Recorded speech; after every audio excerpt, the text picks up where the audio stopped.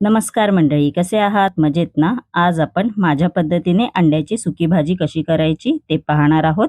चला तर रेसिपीला सुरुवात करायची आहे. इकडे मी कढई घेतलेली आहे. त्यामध्ये तेल गरम करायला आधीच ठेवलं होतं. आपण आता याच्यामध्ये अर्धा चमचा जिरं घालून घ्यायचं आहे. त्यानंतर आपण ह्याच्यामध्ये एक कांदा बारीक चिरलेला तो घालून घ्यायचा आहे. त्यानंतर ह्याच्यामध्ये लसूण पाकळी घालून घ्यायची आहे. मग कांदा चांगला गोल्डन ब्राउन होईपर्यंत आपल्याला हा परतवून घ्यायचा आहे. 1 ते 2 मिनिटं चांगलं परतवून घ्यायचं. त्यानंतर ह्याच्यामध्ये टोमॅटो घालायचा आहे, बारीक चिरलेला एक. मग थोडंसं मीठ घालून घ्यायचं आहे ह्याच्यामध्ये, जेणेकरून टोमॅटो आहे तो मऊसूत होऊन जाईल. मग परतवून घ्यायचं आहे चांगलं. त्यानंतर इकडे मी मसाले घेतलेले आहेत. अर्धा चमचा हळद, कोकम, अर्धा चमचा गरम मसाला, अर्धा चमचा धणे पावडर, 1 चमचा लाल तिखट मसाला घेतलेला आहे. तो आपण आता ह्याच्यामध्ये घालणार आहोत.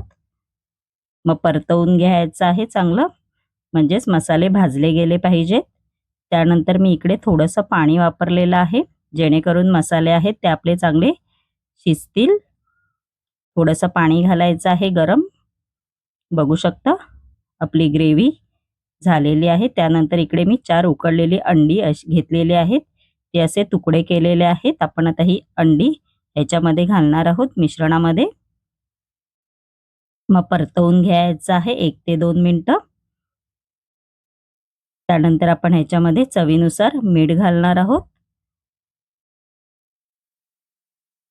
मग परतवून घ्यायचं आहे 1 ते 2 मिनिटं.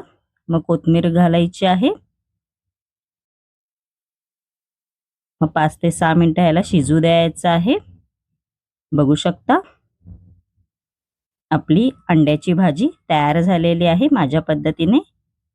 माझी ही रेसिपी जर तुम्हाला आवडली असेल तर नक्की माझ्या चॅनलला लाईक, शेअर अँड सबस्क्राईब करायला विसरू नका. धन्यवाद.